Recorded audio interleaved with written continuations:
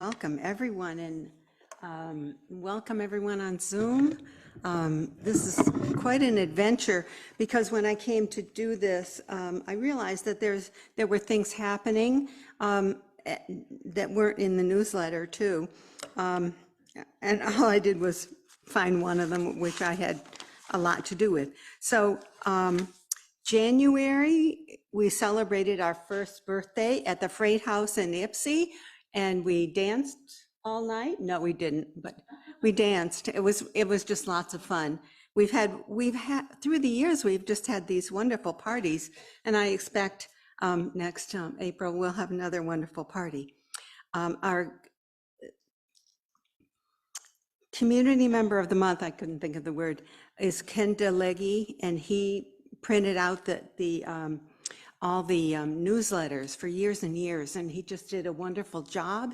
And because I was reviewing all these newsletters, which took quite a bit of time, as a warning for anyone else who's going to be up here, take your time, but it takes time to do these, a few hours, and to pull out the events that you want to talk about.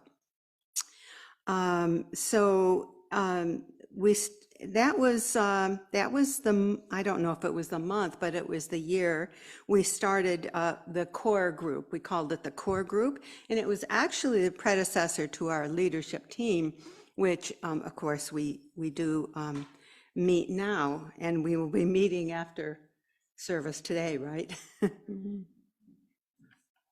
And also it was the first time that, probably not the first time, we thought of the idea of a vision quest. And we have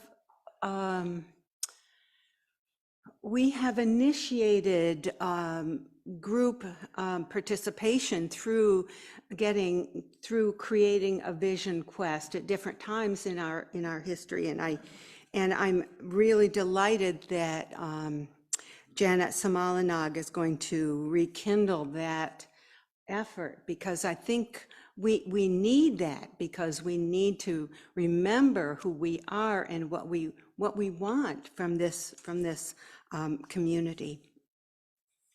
So in February, Tommy Parker was our community member of the month, and she had the bookstore, and we had no location like this, so I'm just not sure how she did the bookstore, whether she carried books with her every time we met or what. I just don't know how she did that, but she ordered books. What? The metal cabinets. Okay. Dave Bell was busy helping acquire a 6-acre piece of land, and information came throughout the newsletters for that whole year, and Dave Bell was still working on it, and maybe someday he'll tell us about what he went through, but it was just awful, horrendous, and busy, and imaginative, and all of these great things, as well as all of these awful things, I know.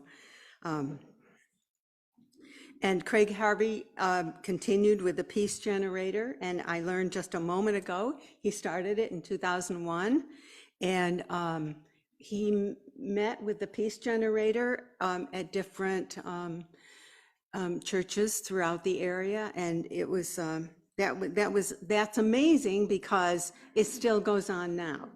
He still does it now, and yes, he deserves a.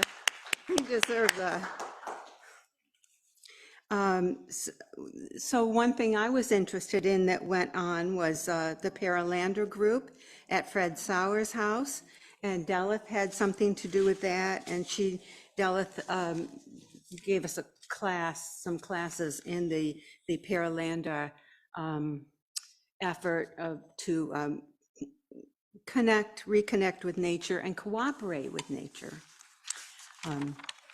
In March, Sally Searles was our community member of the month, and she was a major force behind our 5th birthday party. Dave and Judy went to New Zealand that year. I remember. So Annie and Larry started in June, I guess, and for many years, when we were at Allen School, we brought plants to sell to the community. We had a big nursery podded area behind our barn, and for years and years, we would bring plants and sell them to the community. And where we got the plants was Larry was a landscape contractor, and so he would be redoing people's yards, and then he would pick up plants, and also from the community. Plants came from the community, as plants are just very, they're very generous. So again and again, we would bring plants. So in April, our board was Deleth, Maurice, Randy Custer, Joy Pendleton, Rod Rodriguez. Our community member of the month was Maurice Clark. In May, our community member of the month was Carol Jacobs. So many of these people are still here. It's wonderful. In June, Lucy Neeson was our community member of the month. In July, Fred Sauer was our community member of the month. And the other group that he would have at his house was the Power versus Force group. That's the work of David Hawkins.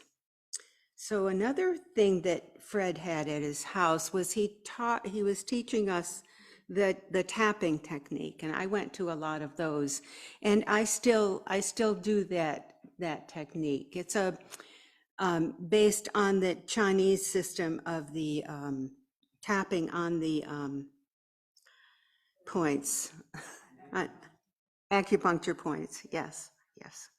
So in June, Elaine Reese, Michelle Barnes, and I went to New York to finish our training to be ministers, and we were there a week. No, not a week, but a full weekend, and it was very, very busy and wonderful. And that was the month that Angela Weiss won a trip to England to meet author J.K. Rowling, and there's a long article in the August newsletter. So her essay was one of 10 selected from 12,000 entries. And that was the month we had a QCC, and I don't know when we started the QCC. Was it then? Yeah. And it's since then, it's been a very important part of how we govern ourselves. So August, Gwen Hudson was our CMM. She's a dear friend of Sally Searles, and she was very active in our center. Sandy and Dave Riggs moved to North Carolina. They're still there. Steve Leskawa in September was our CMM. In October, Swami Beyondananda came and visited us and did a big concert, or not, he doesn't do a concert. He did a big presentation at the University of Michigan, and that was total fun. He's so much fun. And our CMM that month was Craig Brand, and Sunday, October 26th, we celebrated my ordination and the ordination of let me look back, Elaine Race and Michelle Barnes. And Diane Burke from the One Spirit Seminary came to join us and talk to us, and that was it was an amazing ceremony. So in November, Dave is still working on the land purchase and the experimental systems that was proposed to deal with that, and it didn't work.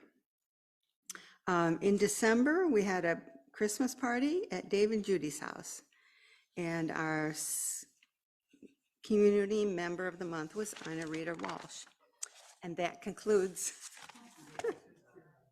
And if you have any questions, just ask me afterward.